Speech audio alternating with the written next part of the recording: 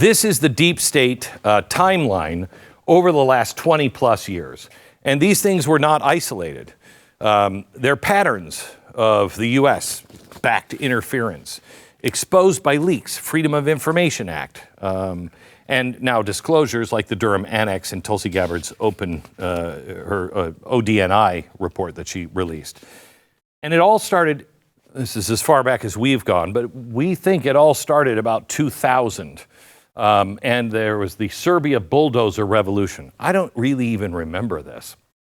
But I'm starting with this event because it provides a very successful template for color revolution. And this is the template that is followed over and over and over again. And you will actually see the characteristics of it happening here at home by the time we get there. Now, USAID, they use their insane budget and the tax dollar funneling system through organizations like the National Endowment for Democracy. Why?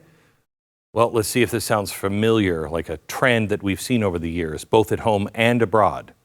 They train street activists to overthrow the ruling government. How do we know they did this? Well, it's nothing classified. It's not hidden in some vault below the State Department. They bragged about it and used it as a case study on their website. But they didn't do it alone. Remember, the deep state, this machine here, it has multiple parts. We've already identified them. They got help from people like George Soros and his foundation, that network. Color Revolution also enlisted the help of private U.S. companies.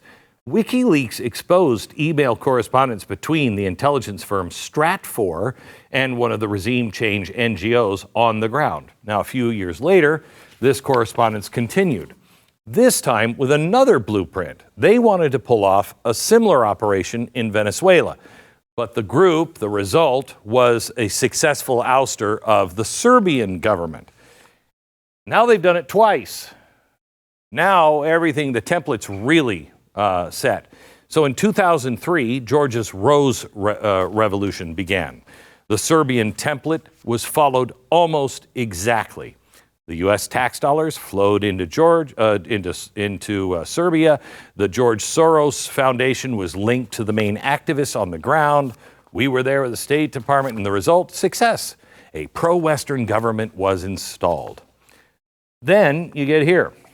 The Orange Revolution, 2004. This is one of the first revolutions with the Ukraine.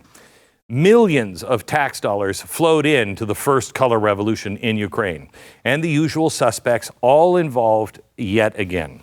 And the reporting from that time was very matter-of-fact about what was happening. U.S.-backed color revolutions were popping up now all over, and America was using the Serbian template to upend the world piece by piece. Got it? 2000, 2003, 2004. Now the machine it's learned enough to get a little arrogant and say, I think we can do more. And they leveraged their funding mechanisms through organizations that we're now hearing about, the National Endowment for Democracy, Freedom House, on and on. George Soros involved there again. Then you get to the Arab Spring. And the Arab Spring, we were told by the media operatives that this was all spontaneous.